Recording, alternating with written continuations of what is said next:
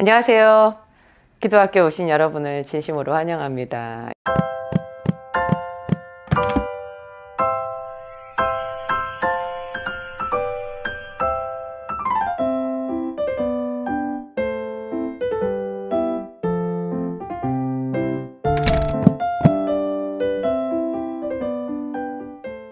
여러분, 새해 오늘 첫 방송이에요. 어떤 마음이 드세요, 여러분? 하나님께서 우리에게 새 날을 주신 것, 특별히 또 새로운 해를 주신 거잖아요. 새 한 해를 주셨는데, 그거를 그냥 밋밋하게 생각하는 사람들은 밋밋한 인생이 될 것이지만, 이걸 하나님께서 나에게 또 새로운 기회를 주셨다, 새 날이다, 새해다, 정말 새해다, 이렇게 생각을 하면 특별한, 의미가 있을 것 같아요. 제가, 오늘은 이 기암송 이거 가지고 또 여러분들한테 신선한 이야기를 해보려고 해요. 제가 이거 1200구절, 약 1400구절을 가지고 이렇게 노트 3개를 만들었잖아요. 이건 이제 기적을 불러오는 암송이라고 되어 있지만 사실은 무한 반복해서 읽으라는 뜻이고, 이거를 읽다가 거의 이게 암송이 되고 내 입에서 저절로 읊조려지면 이제 그게 성공한 거거든요. 계속 이거를 우리 마음판에 새기면 하나님께서 우리 안에서 일하신다, 이제 그런 뜻인데요. 제가 그런 마음의 소원이 생기더라고요. 여러분들이 이거를, 이 1200 요거를 내가 한번 다 외워봐야 되겠다, 이런 목표를 세워보는 거 있죠. 여러분들이 스스로 한번 그런 생각을 해보실 거를 제가 권해요. 이걸 어떻게 외워? 이렇게 하는데요. 여러분, 이 성경을, 이 전체를 외우는 것보다는 쉽잖아요. 이걸 어떻게 외우겠어요? 이건 그냥 어떤 사람들은 자기가 뭐 이거를 10회독을 했다, 성경 전체를 뭐 50회독을 했다는 사람까지 제가 봤는데, 이 긴 성경을 그렇게 회독수를 막 늘려가는 것보다 제 생각에는 물론 성경 통독도 해야 되지만 그 중에서 특히 우리가 중점적으로 많이 외울 만큼 봐야 되는 구절은 또 따로 있거든요. 그거를 더 많이 이렇게 집중해서 보면 이 전체 성경의 맥락을 이해하는 데도 도움이 많이 되고, 무엇보다 이 안에 들어있는 말씀은 주로 이제 특히 신약 성경 같은 경우에, 복음서 같은 경우에는 예수님께서 직접 하신 말씀이 거의 90% 이상이거든요. 그리고 제일 목사님들이 많이 인용하시는 그런 예배의 주제 말씀, 그날 말씀 이런 걸로 많이 인용되는 것들만 모아놓아서 이거를 반복해서 우리가 읽고 읊조리고 하다 보면 우리에게 기적이 나타날 텐데, 이거를 1200구절을 한번 몽땅 암송한다고 마음을 정해보세요. 제가 그렇게 어떤 분한테 최근에 얘기를 했더니요, 그분이 저도 생각하고 있어요, 그러는 거예요. 그래서 제가 굉장히 깜짝 놀랐거든요. 그래요? 그럼 이거 다 외우려면 하루에 몇 구절 외우면 되겠어요? 그랬더니 대뜸 4구절이라는 거예요. 생각해보니까 1년이 365일, 대충 300일이라고 치면 하루에 4구절을 외우면 4, 3, 12, 1200구절이 되는 거예요. 그러니까 이거 대략적으로 하루에 번호, 1년 번호 4개씩 4개나 뭐 5개나 그렇게를 뭐 10번, 20번 이상 읽어가지고 익숙하게 돼서 넘어가고 하면 이게 1년이면은 이거를 한 번을 다 외우는 게 되는 거예요. 여러분, 물론 뭐 한 100번 정도 지금 외우고 있는데 앞에 거 보면 또 낯설고 입으로 안 외워질 수도 있는데요. 결과가 중요한 게 아니라 정말 과정이 중요한 거거든요. 이거를 계속 읽고 하다 보면 여러분의 삶에 진짜 하나님의 나라가 임해요. 제가 오늘 세 번째 생명, 길이요 진리요 생명, 생명이 이게 3권이잖아요. 3권의 마지막 부분 보면 호세아서가 있는데요. 이게 제가 보는 구절이 1163번인 거예요. 여기에 너는 말씀을 가지고 여호와께로 돌아와서 아뢰기를 모든 불의를 제거하시고 선한 바를 받으소서. 우리가 수송아지를 대신하여 입술의 열매를 주께 드리리이다. 너는 말씀을 가지고 여호와께로 돌아와서 아뢰기를 모든 불의를 제거하시고 선한 바를 받으소서. 우리가 수송아지를 대신하여 입술의 열매를 주께 드리리이다. 너는 말씀을 가지고 여호와께로 돌아와서, 너는 말씀을 가지고 여호와께로 돌아와서, 이게 있는 거예요. 여러분, 굉장히 강력한 어떤 힘 있잖아요. 뭔가 막혀있는 것을 탁 뚫는 그런 힘은요, 놀랍게도 어떤 강력한 한 번의 힘이 아니라 계속적으로 가해지는 약한 힘이라는 거, 혹시 그런 얘기 들어보셨어요? 그 한 방울씩 한 방울씩 떨어지는 그 물이요, 물방울이 바위를 뚫는다라는 얘기가 있잖아요. 우리가 하나님께 은혜를 받고 하나님과 친밀해지는 게요, 매일 기도하는 거거든요. 계속 기도하는 거고, 또 이 말씀의 능력도 어떻게 나타나느냐. 보통 제가 맨 처음에 잠언서를 읽었을 때도요, 하루에 어떤 큰 마음을 먹고 제가 정말 떨리는 마음으로 저 잠언서가 지혜를 준대, 내가 꼭 저 비밀을 찾아내고야 말겠어, 이렇게 하고는 잠언서를 비장한 마음으로 딱 펼쳐서 쫙 읽었거든요. 쫙 한 번에 여기에 있나? 여기에 있나? 그게 뭐 지혜를 준다고 되어 있네. 지혜를 준다고 되어 있네. 다음 이건가 계속 읽다가 31장까지 순식간에 다 읽었는데요. 제가 굉장히 실망을 했어요. 다 덮고는 아무것도 없네, 뭐 없구만. 그러고는 성경책을 탁 밀어버렸어요. 완전 실망이네. 내가 그럴 줄 알았어. 아무것도 없구만, 뭐 있다고 그래. 그러고는 딱 말았는데요. 제가 나중에 이제 가만히 있자. 이게 정말 대단한, 역사적으로 정말 나보다 훨씬 더 훌륭한 사람들이 그 시대를 달리한 그 수천 년의 세월 동안 이 책이 지혜를 주는 거라고 그렇게 말을 했는데, 내가 뭐라고, 그 사람들보다 훨씬 덜 떨어진 내가 한 번 쫙 보고 아니라고 하면 아닌가? 그 생각이 들었어요. 그래서 그러면 이거는 계속 봐야 되는 책인가 보다.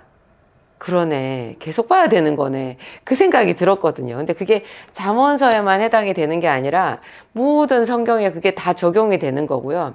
하나님께 나아가는 방식이 그런 거예요. 그래서 그 누가복음에 예수님께서 왜 재판장, 하나님을 두려워하지 않고 사람을 무시하는 재판장 이야기를 하셨잖아요. 그리고 그 동네에 가난한 한 과부가 있어서 그 과부가 억울한 일이 있어가지고 재판장을 매일 찾아갔다고 그래요. 매일 찾아갔는데 아무 힘없고 그 보잘것없는 그 과부가 찾아와서 재판장에게 도와달라고 하는데 재판장은 눈 하나 깜짝 안 하죠. 하나님도 두려워하지 않는다니까요. 그 사람은 무시해요. 그리고 그 재판장은 지금 현재 우리가 이 시대에 뭐 법원에 가서 만나는 그 재판장들이랑 차원이 다른 권력을 가지고 있어요. 우리 지금 이 시대의 재판장은요, 검사가 기소를 했을 때, 누군가 재판을 개시를 했을 때 그냥 거기에 나와서, 또 그것도 검사나 아니면 원고가 제안을 한 거, 제시를 한 거, 그 소장에 적혀 있는 거기에 대해서만 판결을 해주거든요. 그런데 누가복음에 나와 있는 재판장은 자기가 수사권도 있고 자기가 재판을 개시할 수 있는 거예요. 그리고 형벌권도 있어요. 그러니까 그 원한에 맺힌 그 과부의 소원을 다 들어줄 모든 전권을 가지고 있는, 절대적인 법에 대해서는 절대적인 전권을 가진 사람인 거예요. 근데 그 사람이 자꾸 냉정한 거죠. 그랬는데 그 과부가 그 재판장의 마음을 움직인 비결은 뭐였어요?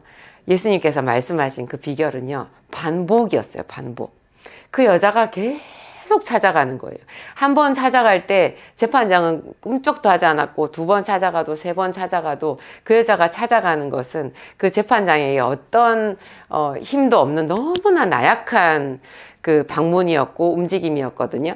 두드림이었어요. 그런데 그게 문제는 뭐냐면 반복이라는 거예요.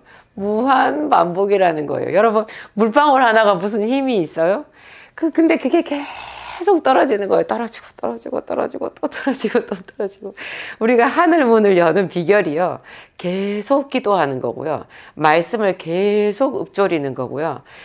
그게 다니엘이 하늘 문을 연 비결도 그렇잖아요. 그냥 끝도 없이 똑같이 하는 거예요. 너무나 나약해. 자기 그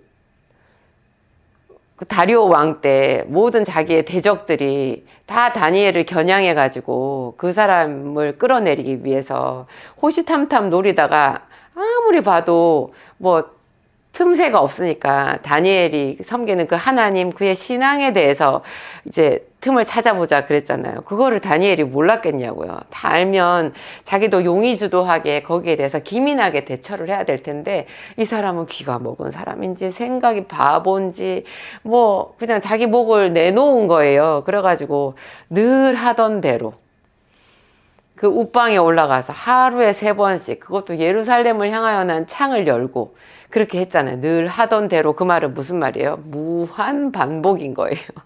물방울이 뭐 상황 봐서 떨어져요.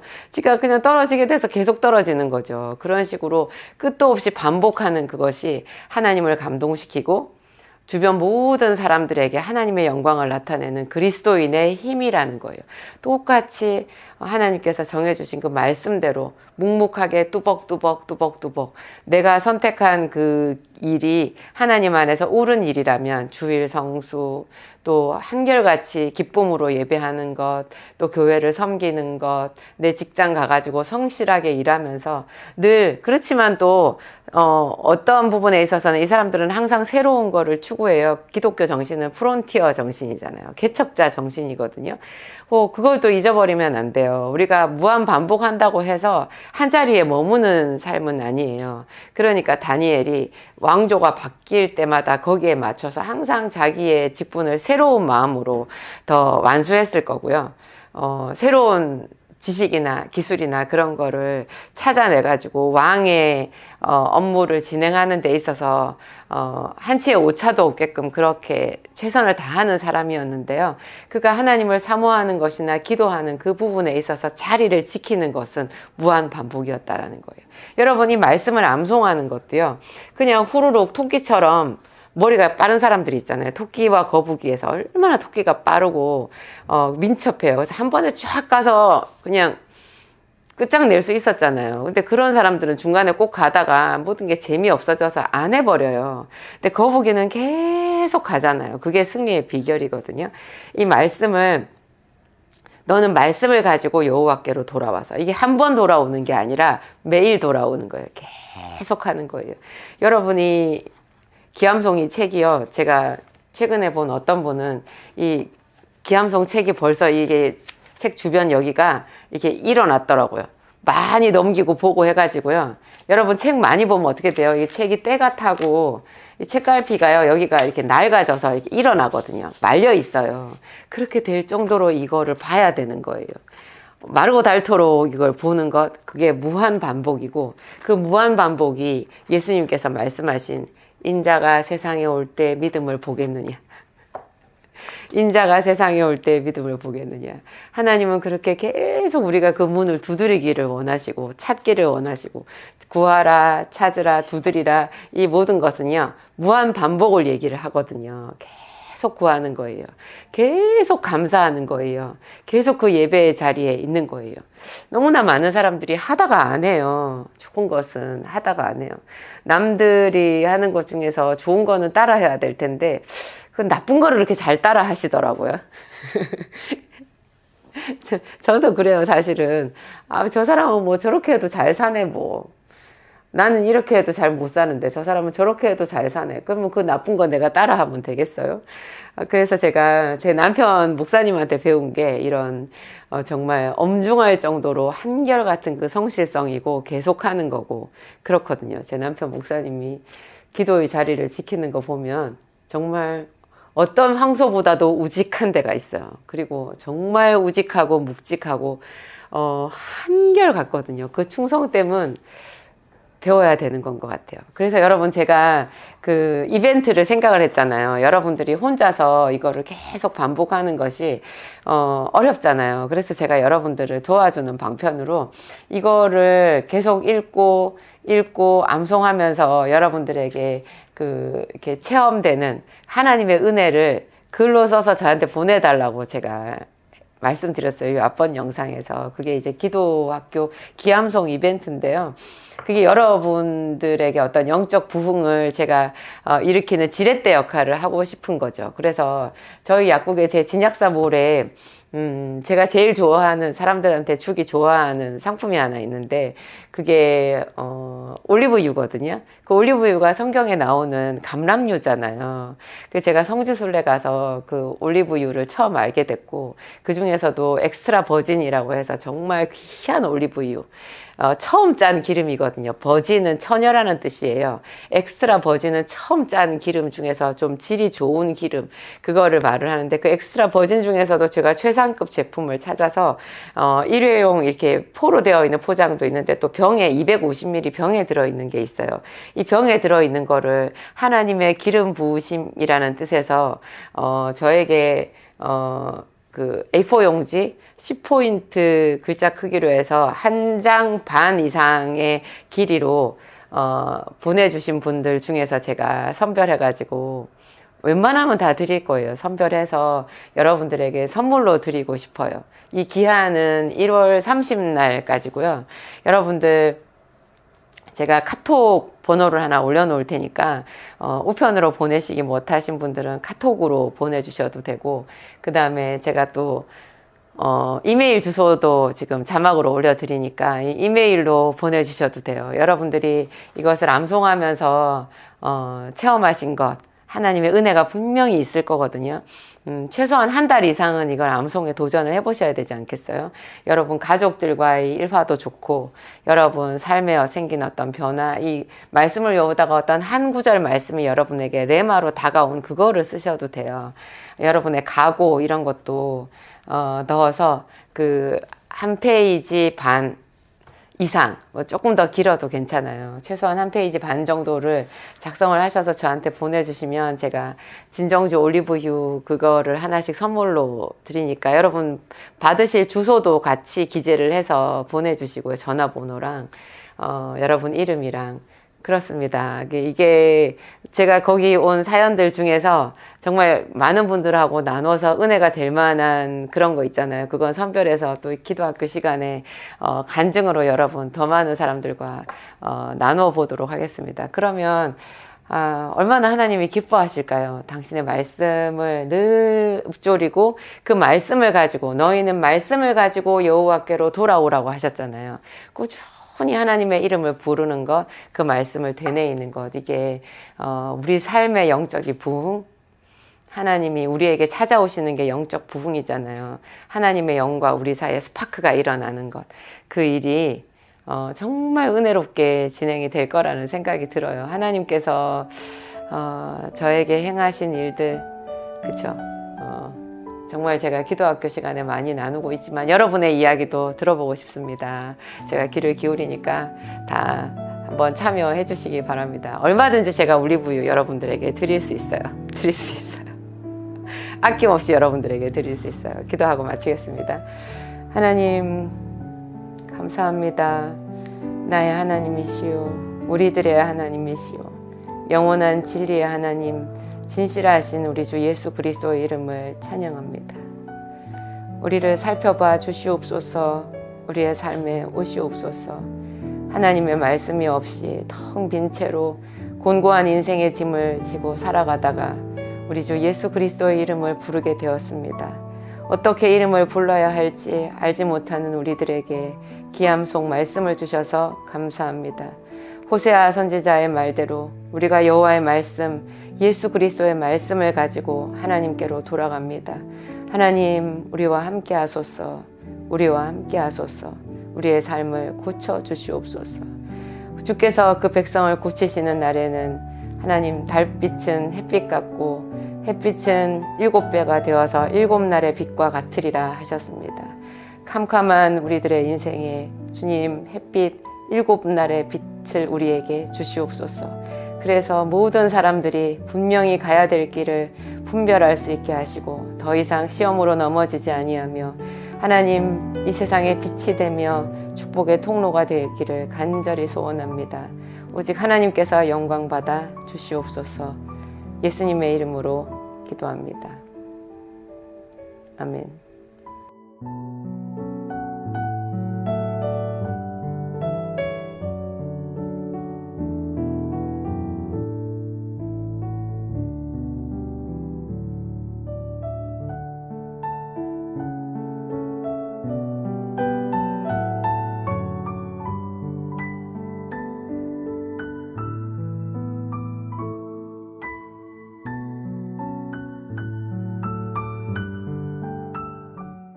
안녕하세요. 기도학교에 오신 여러분을 진심으로 환영합니다. 저희 교회에서 신년 축복 성회가 3일, 4일 동안 있었거든요. 주일날, 주일 오후에 기도학교 시간을 신년 축복 성회 첫 번째 시간으로 바꿔가지고 그날 기도학교 말씀은 제가 한 30분, 35분 정도 전했는데 제 남편 목사님이 나오셔가지고 그 전에 시작할 때부터 벌써 기도와 찬양 이런 거 뭐 굉장히 뜨겁거든요. 대단해요. 그리고 말씀 끝나고 나서도 그 바톤을 이어받아가지고 저희 남편 목사님이 직접 이제 기도 인도를 해주셨는데 그냥 하여튼 최고였을 거예요. 그날 오셨던 분들은. 그 다음날 바로 어머니 장례식이 있었던 분이 있었는데 그 권사님이 또 크게 그 말씀으로 저를 위로해 주시더라고요. 자기 주일날 은혜를 너무너무 많이 받아서 그 다음날 이 장례식이 있어도 자기가 거뜬히 견딜 수 있다고 그런 말씀을 해주셨어요. 제가 얼마나 또 감사했는지 몰라요. 하여튼 그날부터 해서 월, 화, 수요일까지 이제 총 주일까지 합치면 4일 동안 신년 축복 성회가 있었는데 하여튼 감사했어요. 기도랑 말씀이랑 이런 것을 온 교회 성도들이 함께 잔치로 해본다라는 것, 우리 영적인 도약에 굉장히 도움이 되는 것 같고, 그리고 이제 이번에 시간이 지나면서 제가 받은 그 신년 축복성의 그 은혜로 받은 것은요, 기도에 대한 두 가지였는데, 제가 기도학교 1강에서 여러분들한테 말씀드린 내나 그 버전이에요. 뭐냐면 기도는 주의 이름을 부르는 것이다 라는 거죠. 그게 또 새삼스럽게 다른 각도로 해가지고 제 마음에 크게 이렇게 와 닿는 거예요. 정말 주의 이름을 부른다라는 것이 얼마나 멋진 일인가. 이 이름을 부르는 것만 해도 우리는 기도고 바로 하나님 보좌 앞으로 직통으로 연결이 되고 그분의 긍휼하심을 받을 수 있고 고난에서 건짐을 받을 수 있고 위로를 받을 수 있고 사망의 음침한 골짜기에서 하나님 영광의 보좌 앞으로 바로 우리가 들림 받을 수 있다라는 그런 그 생각 있잖아요. 그리고 그렇게 우리에게 기도의 문을 열어주신 분, 그 예수 그리스도의 공로가 또 생각나고 그랬습니다. 기도는 주의 이름을 부르는 것이다. 있는 그 자리에서 정말 아주 최선으로 힘을 다해서 정성을 다해서 목청껏 주의 이름을 부르는 것이다. 목청껏 주의 이름을 불렀던 사람 하면 여러분 누가 떠오르세요? 바디메오죠. 뭐 다른 사람이 떠오를 수도 있는데요. 정말로 바디메오는 눈이 안 보이는 소경이었잖아요. 이 소경이고 거지였기 때문에 돈도 없고 자기 발은 있지만 방향을 몰라서 주님을 찾아갈 수가 없거든요. 그런데 여리고성에서 구걸을 하던 소경거지 바디메오에게 들린 거예요. 예수님이 지나가신다는 소리가. 예전부터 예수님에 대한 소문은 들었겠죠. 근데 자기가 찾아갈 수가 없는데 거기를 지나가신다고 하니까 두 번 다시 이 기회는 오지 않으리라 생각하고는 거기서 자기 목소리는 있잖아요. 그래서 목청껏 다윗의 자손 예수여 나를 불쌍히 여기소서 하고 불렀어요. 근데 주변 사람들이 자기를 도와준 게 아니라 오히려 막 야단을 쳤거든요. 조용히 하라. 시끄럽다. 잠잠히 하라. 그랬는데 그런 것에도 아랑곳하지 않고 바디메오는 정말 목청껏 주의 이름을 불렀어요. 그랬더니 예수님이 그를 오라 하라 그랬잖아요. 그런데 바디메오는 세상에 눈도 안 보이는 사람이 벌떡 그 자리에서 일어나서 뛰어갔어요. 어떻게 그게 가능해요? 뛰어갔어요. 그게 성경에 기록된 그대로라고 생각하는데요. 갔더니 예수님께서 소경을 보고 내가 너에게 무엇을 하여 주랴 물어보시는 거예요. 그 참 이상해요. 왜 물어보실까요? 소경이면 여러분 눈만 봐도 알지 않나요? 저는 뭘 잘 몰라도 저 사람 소경이구나 하는 거 그냥 알 수 있는데 얼마나 예수님은 하나님이시고 모든 것을 다 아시는 분이 왜 그에게 그걸 물어보시냐고요. 근데 물어보시는 거예요. 그래서 우리도 하나님 앞에 하나님이 다 아시지만 내가 구할 것은 때로는 하나님이 내 입으로 구하게 하시거든요. 저 소경거지 바디메오가 주여 보기를 원하나이다 그랬더니 그 말을 예수님이 기다리셨던 거죠. 그 자기 입으로 보기를 원하나이다 할 때까지. 그랬더니 내 믿음대로 되라 했더니 그 자리에서 그가 눈이 떠져가지고 예수님을 쫓아갔다라는 그런 대목이 나오잖아요. 지금 뭐 2000년 전 말씀이라도 그동안 얼마나 많은 사람들에게 영감을 주고 기도에 대해서 가르쳐 줬을 바로 그 대목인데요. 하나님은 이처럼 자기의 이름을 부르는 자들의 그 부르짖음을 들으시거든요. 그가 기도하는 중이니라. 그가 기도하는 중이니라. 너희는 내게 부르짖으라 내가 너에게 응답하겠고 뭐 이런 말씀도 예레미야를 통해서 우리에게 하셨잖아요.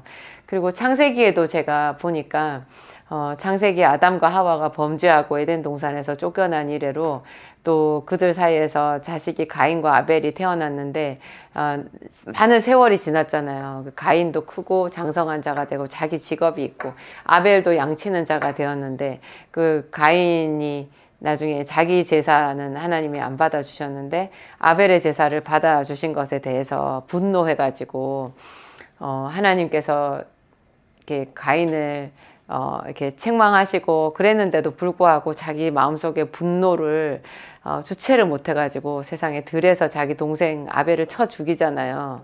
그래가지고 아벨은 죽고 가인은 떠나고 그러니까 아담과 하와는 다시 뭐 하나님 앞에 어떤 은총을 입을 만한 그런 채널이 없어진 거예요. 왜냐하면 여자의 후손이 뱀의 머리를 상하게 한다라는 말씀을 하셨으니까 그 후손 중에서 소망이 있는 자가 있어야 되잖아요. 근데 하와는 가인을 낳았을 때 내가 여호와로 말미암아 득남하였다 하면서 가인에게 소망을 둔 것 같거든요.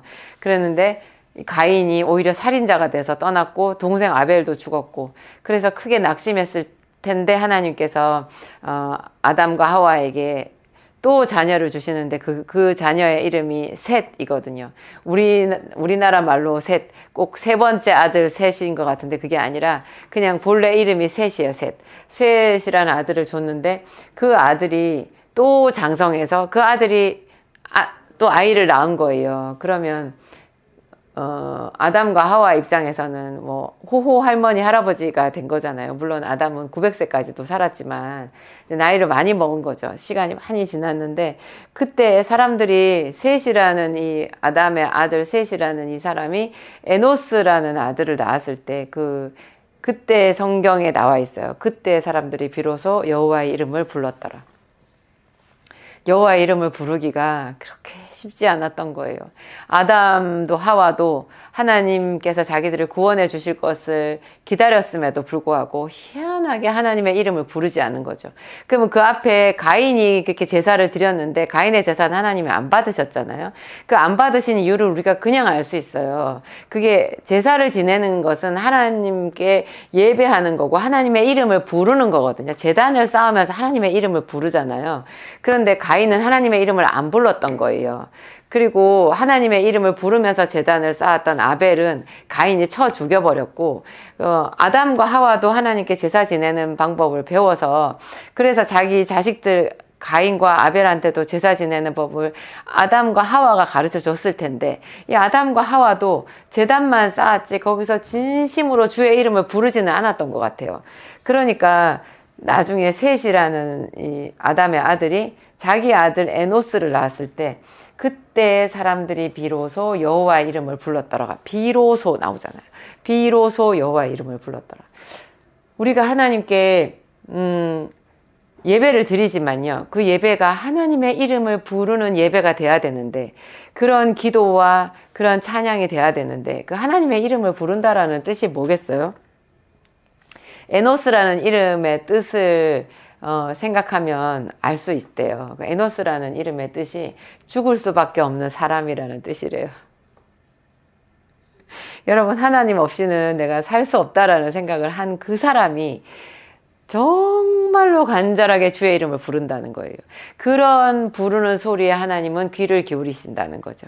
하나님, 당신밖에 없군요. 길이요 진리요 생명이신 주님, 저를 불쌍히 여겨 주옵소서. 우리가 때로는 뭘 구해야 될지 모를 수도 있어요.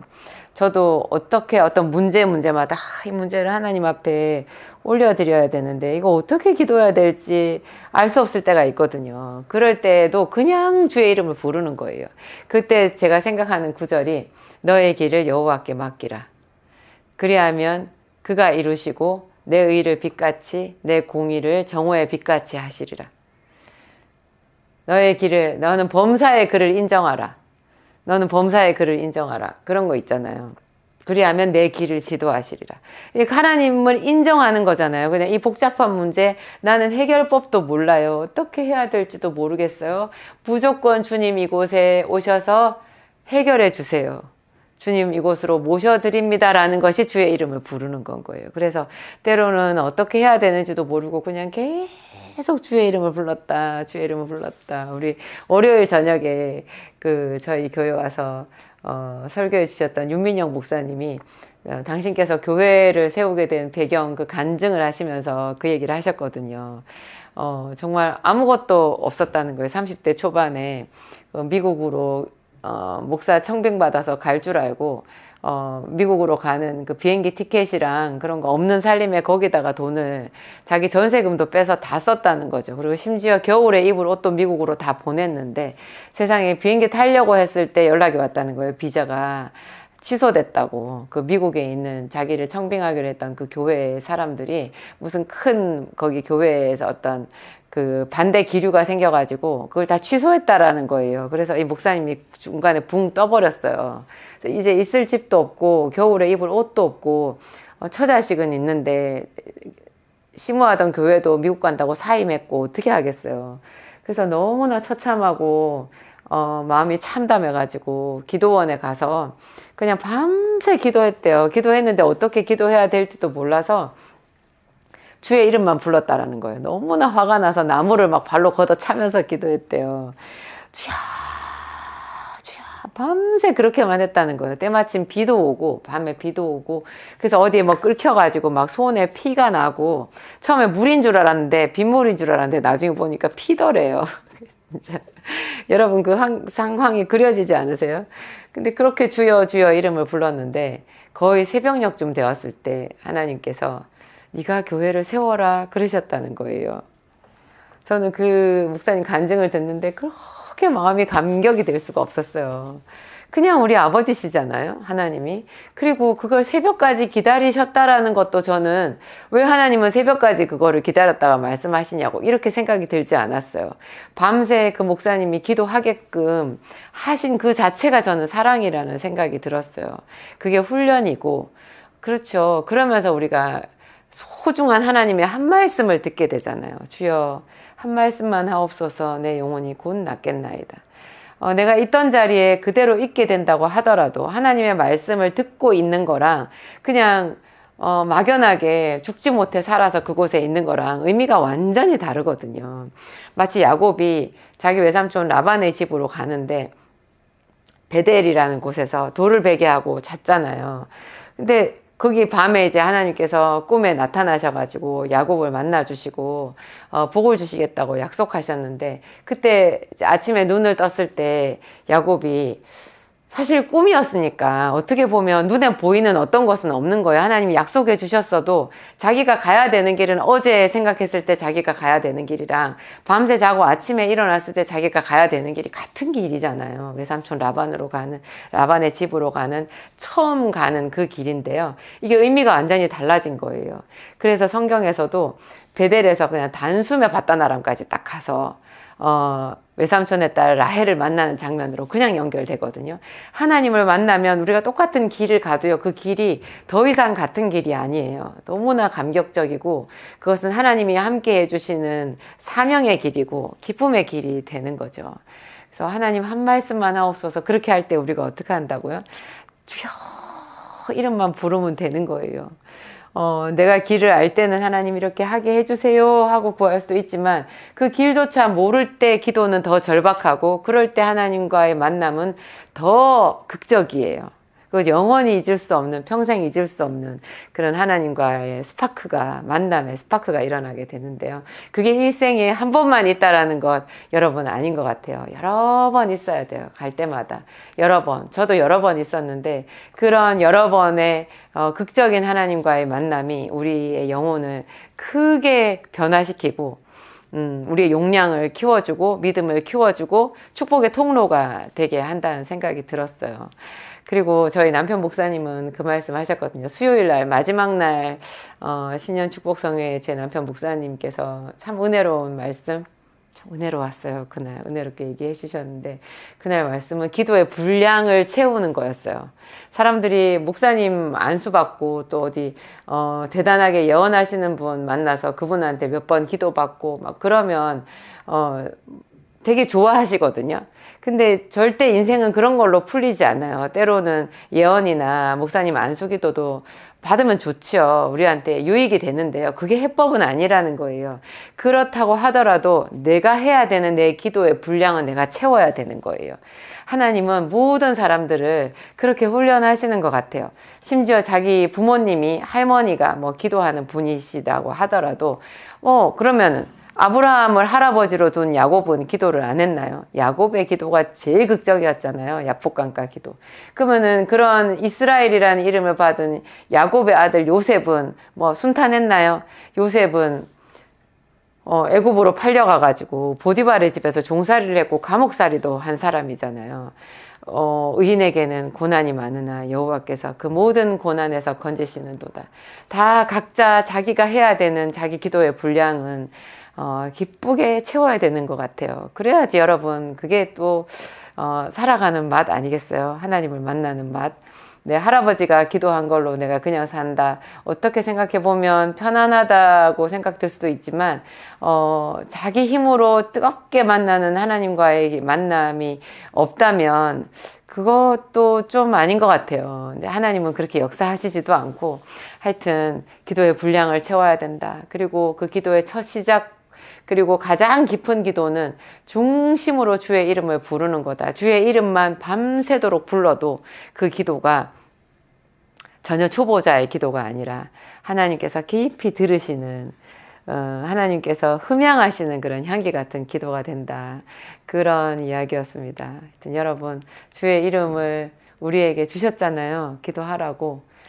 우리를 얼마나 사랑하셔서 이 기도할 이름을 주시고 이런 간증들을 또 우리에게 들려주셨을까요? 이 간증이 우리에게 좋은 본이 되어서 하나님께 어떻게 기도해야 되는지를 우리한테 동기부여를 해주고 길을 가르쳐 주잖아요. 여러 가지로 감사한 것 같아요.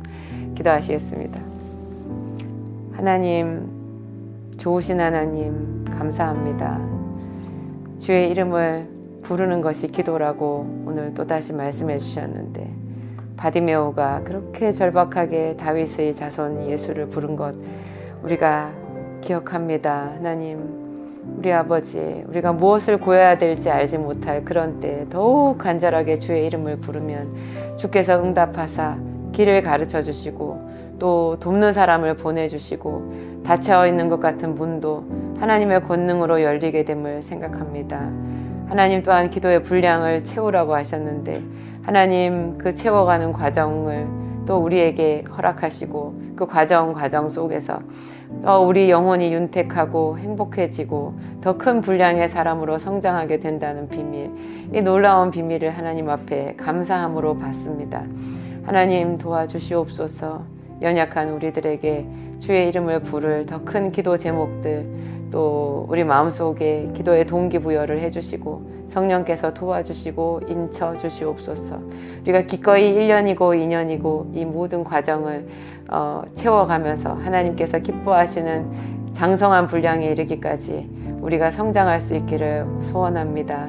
하나님 또 그 과정마다 샘물이 터지게 하사 우리가 그 작은 은혜들 또 응답들 속에서 감사함으로 하나님을 찬양하게 하시고 끝까지 이 믿음의 길을 지켜나아갈 수 있는 하나님 그런 은혜를 때맞춰서 우리에게 공급하여 주시옵소서. 감사하오며 예수님 이름으로 기도합니다. 아멘.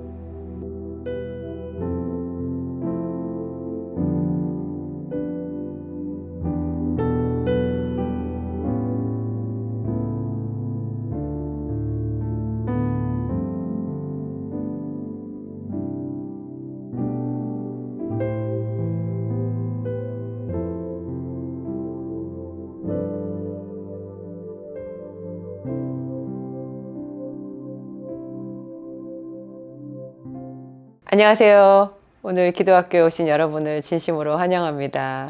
주마다 제 영상이 올라오기를 기다리신다는 분들이 있더라고요. 많이 있었어요. 기다리다 못해서 옛날에 제가 올려놓았던 영상도 다 두루두루 섭렵하시고 듣고 또 듣고 하신다는 분도 믿어지지 않지만, 제 입장에서 믿어지지 않지만 그런 분들이 많이 계시더라고요. 얼마나 감사한 일인지. 기다린다라는 거 생각하면 제가 딱 떠오르는 이야기가 하나 있는데요. 제가 고등학교 1학년 때 저희 담임 선생님, 여자 선생님이었는데 국어 가르치시는 분이었어요. 제가 그때 그 선생님을 참 좋아하고 많이 의지했던 것 같아요. 그 선생님이 그 당시에 제가 고등학교 1학년이었을 때 그분이 30대 35이 안 됐던 걸로 제가 기억하거든요. 지금 생각해보면 되게 어린 선생님이죠. 지금 저보다 훨씬 어리니까. 선생님이 생각이 상당히 깊으시고, 그분이 학교 교지에 써낸 그 수필이 제 마음속에 아주 깊이 남아있어요.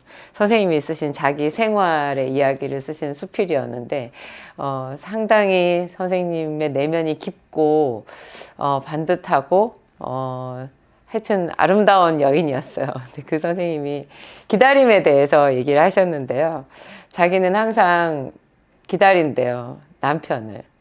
그때 저는 부산에 있었는데 선생님 남편이 부산대 공대를 나오셔가지고 거제도에 있는 조선소에서 일하신다 그랬어요. 그래서 평소에는 항상 거제도에 계시고 토요일이 되면, 주말이 되면 집에 온다는 거예요. 그러면 그때 당시에는 학교가 토요일도 저희 학교 갔었거든요. 선생님이 토요일은 이제 수업이 좀 빨리 끝나잖아요. 그러면 굉장히 설레는 마음으로 집에 간다는 거예요. 남편이 이제 토요일 오후 좀 늦게 집에 오시는데 그때까지 남편의 발자국 소리가 저 현관문 앞에서 나고 초인종 소리가 날 때까지 그냥 계속 설레는 마음으로 기다린대요. 토요일은 날이 흐려도 자기 마음에는 날이 맑음이라는 거예요.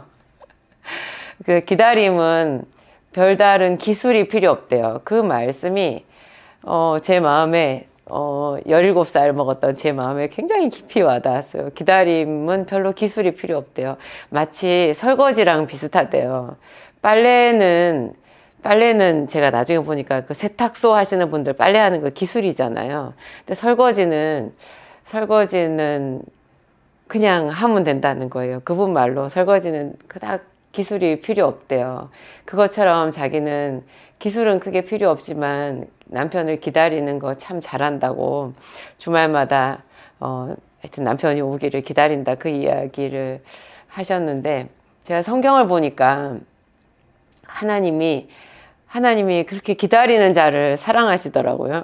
근데 저도 크게 무슨 기술은 없는데, 제가 처음에 대학교 1학년, 2학년 때 기도를 시작했을 때부터 중간에 제가 이제 결혼하고 출산하고 하면서 한 3년인가 4년인가 제대로 시간을 내서 기도하는 그거를 쉬었더라고요. 그 기간 빼고는 제가 항상 하나님께 기도했었거든요. 언제나 하나님께 기도하고 특히 이제 결혼하고 나서 다시 기도를 시작하고부터는 하루 종일 처음에 소화동에서 기도했고, 나중에 이제 안산으로 오면서 아침에도 기도하고 저녁에도 기도하고 웬만하면은 점심때도 한 번 더 기도할 때도 있어요. 무슨 또 큰 기도 제목이 있을 때나 아니면 어디 휴가를 갔거나 뭐 명절에 시골 어머니 집에를 가면은 저희 어머니 집에는 제사를 안 지냈으니까 새끼 밥만 해 먹으면 되거든요. 형님들이랑 같이 끼니 때마다 이렇게 상 차리고 설거지 하고 나면은 그 다음에 쉬는 시간인 거예요. 그러면 저는 시간만 나면 그냥 저희 어머니 집 뒤에 있는 그 동네 교회로 갔었어요. 교회 안이 좀 되게 썰렁하고 시골 교회라 굉장히 바닥도 좀 깨끗하지 않고, 그리고 뭔가 사람이 안 사는 빈집 같은, 사람의 온기가 느껴지지 않는, 그러니까 기도가 쌓이지 않는 교회겠죠. 그런 교회였어요. 그렇지만 거기 가서 제가 맨 시멘트 바닥에다가 머리를 문지르는 것 같은 그런 삭막한 느낌이 들어도 아침에 가서 기도하고 1시간쯤 기도하고 너무 힘들면 집에 와서 쉬었다가 점심 먹기 전에 그래, 기도하러 한 번 더 가보자. 그 기도하면 하나님이 나를 불쌍히 여겨 주실 거야. 또 점심 먹고 나서 또 오후에 또 가고 그랬던 것 같아요. 하나님께서 제가 오늘 이 기암송 3권 생명 여기에 842번 잠언서 8장 34절인데요. 제가 이 말씀을 참 좋아해요. 다 좋아하지만 특히 이 말씀은 누구든지 내게 들으며 날마다 내 문 곁에서 기다리며 날마다 내 문설주 옆에서 기다리는 자는 복이 있나니. 그러니까 들으며 기다리며 기다리는 자예요. 서술어를 보면 누구든지 내게 들으며 듣는 자잖아요. 날마다 내 문 곁에서 기다리며, 누구를 기다리겠어요? 하나님을 기다리고 하나님의 은혜를 기다리는 거예요. 내 문 곁에서 하나님의 은혜의 문 앞, 기도의 자리도 괜찮고 또 교회 성전도 괜찮겠죠. 날마다 일주일에 한 번이라고 얘기하지 않으셨어요. 날마다 내 문 곁에서 기다리며, 그 다음에 또 문설주 옆에서 기다리는 자, 은혜의 문 앞에서 두드리면서 기다리는 자. 다시 보면은 내게 들으며 기다리며 기다리는 자는 복이 있다, 이렇게 얘기를 하시는 거예요. 들으며, 하나님의 말씀을 늘 듣는 거를 얘기하잖아요. 예전에는 이런 책이 없었거든요. 성경, 잠언서를 기록했을 이 시기, 성경을 기록했을 시기, 신약 성경 제일 마지막 책이라고 해도요, 이런 종이로 된 책이 없었잖아요. 그러니까 그때는 듣는 수밖에 없었어요. 그래서 누구든지 내게 들으며, 듣는 거는 날마다 들을 수가 없거든요. 읽어줘야 들으니까 안식일 날이나 어떤 특별한 명절날이나 이런 때밖에 들을 수가 없었는데요. 날마다 내 문 곁에서 기다리며, 하나님의 은혜의 문 옆 그 보좌 앞에서 기다리는 거는 우리가 기도의 자리만 만들면 기다릴 수 있잖아요. 문 곁에서, 날마다 내 문 곁에서 기다리며 문설주 옆에서 기다리는 자는 복이 있나니. 하나님이 그렇게 기다리는 것을 믿음으로 쳐주시더라고요. 찾는 것을 믿음으로 쳐주시는데, 기다리고 찾고 듣고 하는 이것이요, 이 말씀을 읽는 거고 예배를 드리는 거고 시간을 정해놓고 주의 이름 앞에 간절히 부르짖고 기도하고 자기의 마음을 올려드리는 기도잖아요. 이거를 믿음이라고 하시더라고요. 제가 하나님께, 하나님, 제가 믿음이 있잖아요. 제가 믿음이 있고 제가 믿음이 있어요. 근데 하나님, 제가 열심히 일을 하는데 제가 왜 월세를 못 낼까요? 그게 벌써 몇 년 전이에요. 거의 30년 전인데, IMF 때 왜 월세를 제가 못 낼까요? 제 남편이 그래요. 약국에서 망한 여자는 우리 사모가 유일할 거라고. 그때 제가 IMF 때 소아리 공장 옆에, 기아자동차 소아리 공장 옆으로 교회 옆이라고 거기다 이사를 했다가 한 달에 40만 원 내는 월세를 못 내가지고 보증금을 거의 반 넘게 까먹고 했던 암흑의 시기가 있었거든요. 그때 제가 하나님께 정말 절박하게 그래서 물었어요. 하나님, 제가 열심히 일하잖아요. 약국에 나와서 인천 집에서 이 약국까지 오려면 얼마나 먼 거리를 애 둘 떼놓고 와가지고 하루 종일 약국에서 뭔가를 하고 일을 하고 그러는데 제가 왜 월세조차 못 낼까요? 제가 또 믿음이 있잖아요. 하나님께 구하잖아요. 그러면 하나님 저한테 월세는 낼 수 있게, 생활비는 쓸 수 있게 해주셔야 되잖아요. 그때 그렇게 물었더니 한 일주일쯤 아침 저녁으로 계속 하나님께 집요하게 물었을 때 하나님께서 저한테 말씀하셨거든요. 주일 목사님 설교 말씀으로 얘기하신 게 정말 벼락 같았어요. 기도도 하지 않으면서 네 믿음이 어디 있느냐, 이렇게 하셨어요. 그 목사님, 군인 출신 목사님 얼마나 목청도 크시고 뭐든지 군가 스타일로 그냥 밀어붙이기로 하는 그런 설교 말씀이었는데 얼마나 그 목소리가 컸겠어요. 저한테 하나님께서 이렇게 호통치듯이 벼락치듯이 말씀하신 거예요. 기도도 하지 않으면서 네 믿음이 어디 있느냐. 근데 여러분 제가 하나님께 질문했다 했잖아요. 그건 기도 아니에요? 근데 기도가 아니더라고요. 하나님께서 기도도 하지 않으면서 이렇게 말씀하시니까 벌써 제가 그냥 딱 알겠더라고요.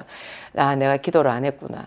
그래서 사람들이 길 가면서 하나님께 말하고 또 식사하면서 잠깐 하나님께 말하고 잠자기 전에 하나님께 말했던 거를 기도라고 생각하시는데 물론 그것도 무시로 기도하는 기도에 들어가기는 해요. 그렇지만 그 기도의 척추 같은 거 우리 몸의 척추가 제일 기둥이잖아요. 그것처럼 우리 기도 생활에 척추같이 딱 지탱해주는 그 기도가 꼭 필요한데 그거는 시간을 정해놓고 무릎을 꿇고 하나님 앞에 다른 거 하지 않고 전심으로 기도하는 거예요. 이게 있으면서 길 가면서 하는 기도, 그냥 잠자기 전에 잠깐 드리는 기도, 무시로 하나님 앞에 올려드리는 찬양이 제대로 하나님과 소통하는 연락되는 기도가 되는 거더라고요.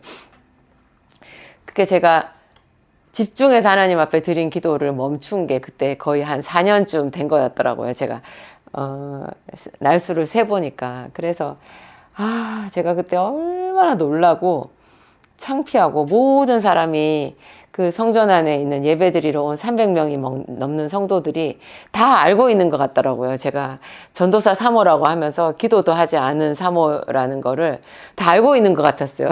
하나님이. 알 리가 있겠어요. 근데 하나님이 제 마음을 그렇게까지 강하게 일깨워 주신 거죠. 그때 이후로는 제가 아무리 아파도 기도를 쉬지는 않았던 것 같아요. 정말 기도를 쉬지는 않았던 것 같아요. 하나님께 매일매일 혼신의 힘을 다해서 기도하고. 근데 그게 제가 하나님 앞에 기다린 거였더라고요. 하나님의 말씀을 듣고 그 문 앞에서 기다리고 제가 이번에 이제 계속 제가 몸이 안 좋으니까 종종 이제 남편이랑 제주도로 요양을 가거든요. 요양이라 해봐야 2박 3일이라서 가는 날, 오는 날 빼고 나면 중간에 하루밖에 없기는 해요.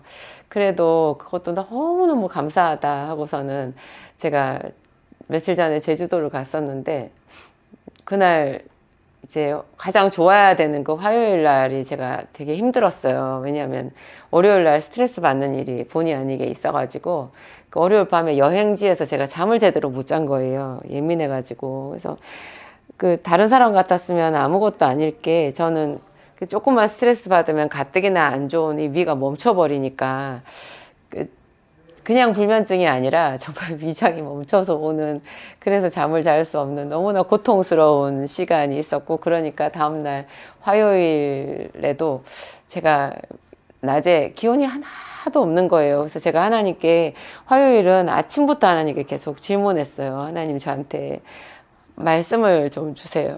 제가 살 수 있게 저한테 말씀을 주세요.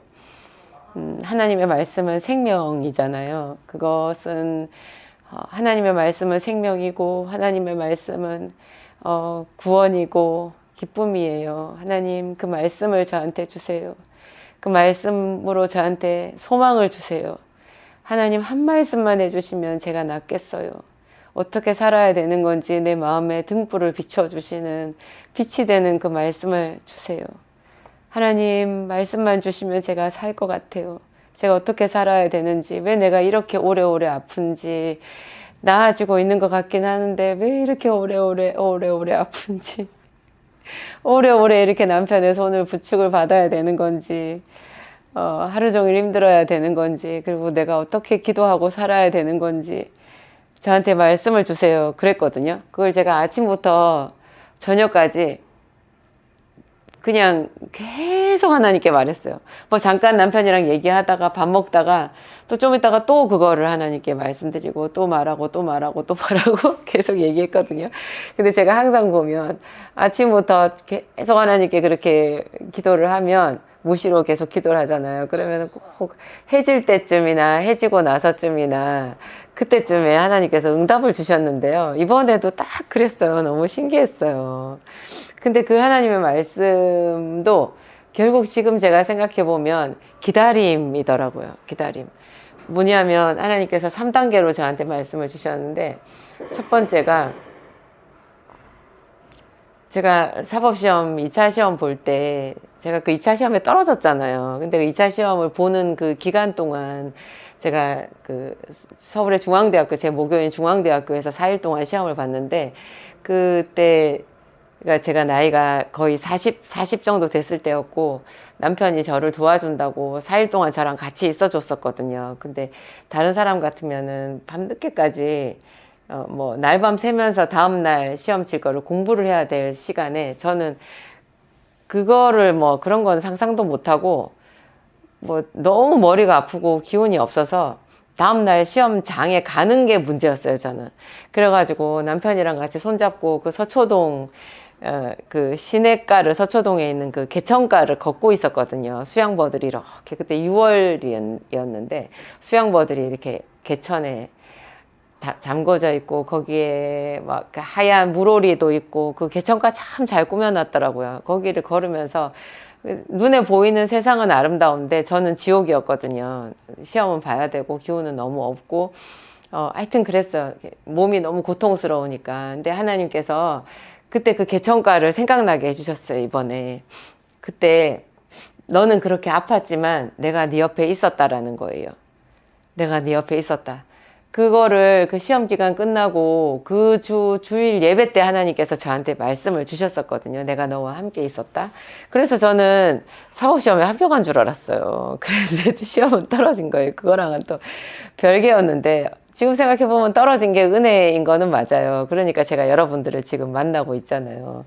제가 그때 새삼스럽게 법조계로 갔으면 기도학교 지금 할 여력이 없겠죠.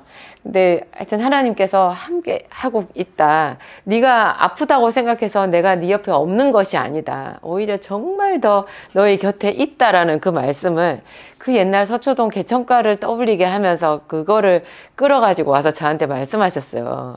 그때처럼 제가 남편의 손을 잡고 그 산책길을 이렇게 걷고 있었거든요. 이번에 제주도에서 걷고 있었는데, 하나님께서 그때 얘기를 하시는 거예요. 내가 지금도 너희 옆에 있다. 그리고 그 다음에 하신 말씀이요, 세례 요한한테 하신 말씀이었더라고요. 그게 무슨 말씀이냐면, 우리가 이와 같이 하여 모든 의를 이루는 것이 합당하니라. 예수님께서 세례 요한에게 세례를 받으러 가셨을 때 마태복음에 나오는 구절이더라고요. 세례 요한이 당신이 어떻게 나한테 세례를 받느냐? 내가 당신한테 받아야 되지 않냐? 그렇죠. 근데 예수님께서 우리가 이렇게 하여 모든 의를 이루는 것이 합당하니라, 이렇게 얘기하면서 세례를 받으셨어요. 그러니까는 그냥 사람이 생각했을 때는 이게 합당하지 않은 것 같아도 하나님께는 특별한 하나님의 뜻이 있다라는 거죠. 그래서 제가 지금 아프고 빨리 분명히 낫고 있기는 낫고 있는데 너무나 천천히 가고, 하루하루가 그 요양하는 환자처럼 이렇게 조심조심 다녀야 되는 이 과정이 있잖아요. 내 몸을 낮추고, 그렇지만 또 주의 은혜를 기다리면서 이렇게 가는 이 세월 자체가, 지금 제가 만 3년이 넘었는데, 이게 하나님의 의를 이루는 과정이라는 거예요. 이렇게 하는 것이 합당하다는 거예요. 이게 기다림 아니에요? 기도하지 말라는 얘기가 아니에요. 낫게 해달라고 기도하지 말라는 얘기가 아니에요. 내가 너의 기도를 듣고 있다. 내가 너를 치료하고 있다. 그렇지만 네가 지금 낫지 않는다고, 빨리 낫지 않는다고 낙심하지 말고 계속 이 시간을 이와 같이 나만 바라고 채우라는 거예요. 그것이 하나님의 선을, 의를 이루는 길이고, 그게 합당한 길이라는 거죠. 그 말씀을 하신 거예요. 그리고 나서 3단계로 주신 말씀이, 여호와는 나의 목자시니 내게 부족함이 없으리로다. 시편 23편 말씀이었어요. 내가 사망의 음침한 골짜기로 다닐지라도 해를 두려워하지 않을 것은 주께서 나와 함께 하심이라. 주의 지팡이와 막대기가 나를 안위하시나이다. 제가 몸이 아프니까 약국에 조금 무슨 일이 생겨도 뭐 감독기관에서 뭐 괜한 일로 저한테 시비를 걸고, 또 사람들이 또 무슨 일로 저한테 이렇게 뭐 곤란한 그런 거를 얘기를 하고, 그래도 그냥 하나님이 다 지켜주시겠다는 거죠. 저는 제가 몸이 아프니까 그런 일이 생기면 굉장히 제가 많이 위기감을 느끼고 그냥 괴롭거든요. 내가 몸만 안 아프면 이럴 때 더 기민하게 대처할 수 있고 얼마든지 내가 잠도 잘 잘 수 있고 일이 힘들어도 그리고 하나님께 기도하면 되고 이런 생각을 하는데 가만히 내버려 둬도 이렇게 그림자같이 제가 걸어 다니거든요. 살살 이렇게 걷거든요. 그 겨우 운동하고 그러면서 이렇게 하루하루를 살아가는데 거기다 누가 돌을 던지냐고 그러면은 난 너무 힘들다 이렇게 생각했는데 하나님께서 여호와는 나의 목자시니 내게 부족함이 없으리로다 그 얘기를 하시는 거죠. 내가 사망의 음침한 골짜기로 다닐지라도 해를 두려워하지 않을 것은 주께서 나와 함께 하심이라. 기다리라는 얘기예요.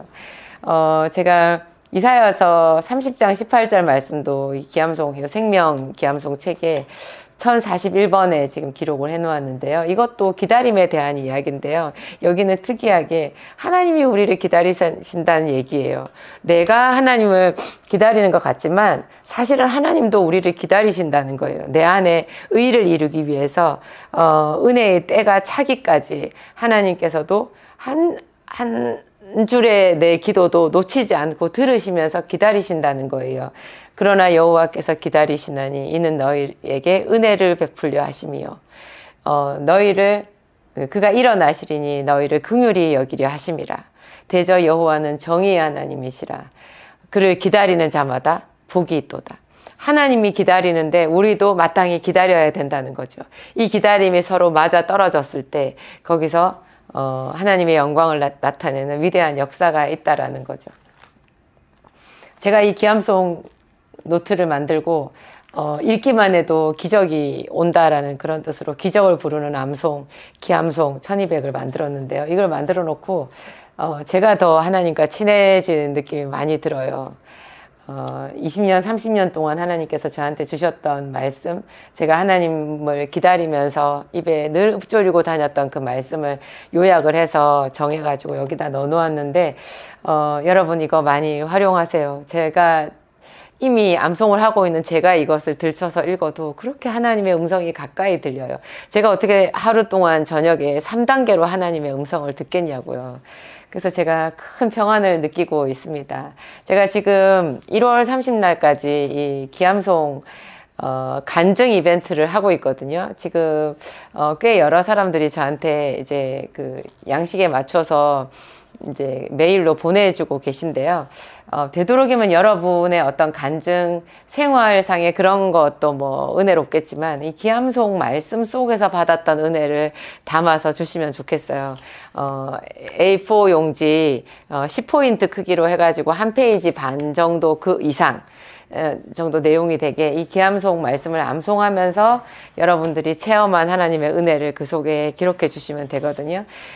가끔 뭐 이상한 얘기 써놓으시는 분들도 계시더라고요. 하지만 대체로 다들 제가 여러분들이 보내주신 글을 잘 읽고 있습니다. 그리고 뭐 여러분들에게 제가 선물도 보내드리니까 거기에 여러분들 이름이랑 주소랑 전화번호랑 그것도 기재를 해서 카톡도 있거든요.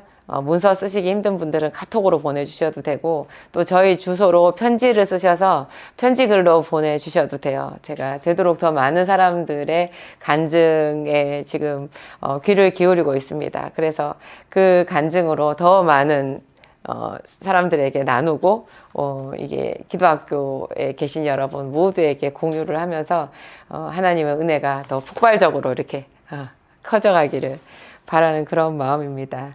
여러분 기다리는 자가 되세요. 날마다 이것을 암송을 하고 이걸 읊조리는 것 자체가 기다림이거든요. 내가 지금 기도하는 문제랑 상관없는 말씀인 것 같은 그 하나님의 말씀을 읊조려도요. 그게 하나님의 마음을 그렇게 흡족하게 한대요. 하나님이 너무나 기뻐하신대요. 자꾸 사람들이 자기에게 맞춰가지고 뭐 돈 문제다, 뭐 어떤 뭐 실패, 성공 이런 거에 맞춰가지고 거기에 꼭 맞는 말씀을 찾아서 그것만 하려고 하시는 분들도 있는데요. 물론 그런 말씀으로 할 수도 있어요. 그렇지만 무조건이 하나님의 말씀을 여러분의 입술에 읊조리는 것 자체가 성령을 초청하는 거고 날마다 내게 들으며 내 문 옆에서 기다리며 문설주 옆에서 기다리는 그 행위가 되기 때문에 변함없으신 하나님께서 여러분들에게 즉각적으로 응답해 주실 줄 믿습니다. 우리의 인생 여정이 하나님을 기다리는 정말 거룩한 여정인 것 같아요. 기도할 수 있어서 얼마나 행복한지 몰라요. 기도하시겠습니다. 하나님 감사합니다. 우리에게 이 약속의 말씀을 주신 하나님, 이것을 매일 우리 입으로 읊조리며 하나님을 생각하고 주의 이름을 부를 때 주는 우리 곁에 오신다고 하셨습니다. 우리의 기도를 흠양하고 들으시는 아버지, 묵묵히 들으시며 우리에게 직접 말씀하지 않으셔도 오래오래 기다리시며 우리에게 주실 은혜를 이루어 가시는 하나님께 감사합니다. 그 능력의 하나님, 권능의 하나님을 찬양합니다. 기도학교에 와서 당신을 사모하는 모든 백성들에게 풍성한 은혜를 내려 주시옵소서. 주님을 사랑합니다. 예수 그리스도의 이름으로 기도합니다. 아멘.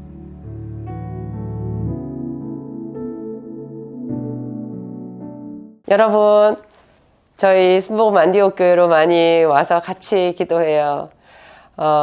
얼마나 좋은지 몰라요. 요즘에도 오시는 분들이 많이 있는데 더 많은 분들이 오셨으면 좋겠어요. 여러분 혼자 기도하시지 말고 저희 순복음 안디옥 교회 또 주일 오후에는 제 기도학교가 있잖아요. 현장 기도학교. 거기서 제가 말씀을 한 40-50분 전하고 다 같이 거기서 통성으로 기도하는데 그거 체험도 여러분들에게 기도 실습이 되거든요. 그리고 저희 교회 금요 성령 집회 금요일 날 저녁 8시부터 시작하는 금요 성령 집회도 굉장히 좋아요. 저희 남편 목사님 이 시대 최고의 기도 인도자, 그러면서 또 영적 전쟁에 대한 말씀도 증가하시는데 다 같이 그렇게 뜨겁게 기도를 사모하는 사람들이 기도하는 교회 요즘에 흔치 않거든요. 그곳에서 여러분 하나님의 음성을 들으시고 또 새 방언도 받으시고 옆에 사람들이랑 같이 그 뜨거운 그 기도의 열정의 도가니 안에서 새로운 체험들을 많이 해보셨으면 좋겠어요. 한 번이라도 두 번이라도 그냥 오세요. 아무 생각하지 말고 오세요. 저희 교회 등록 안 하셔도 되고 헌금도 안 해도 되고 그냥 와서 체험하시는 거예요. 그래서 여러분들이 뜨거워지면 혼자서 기도도 또 다르거든요.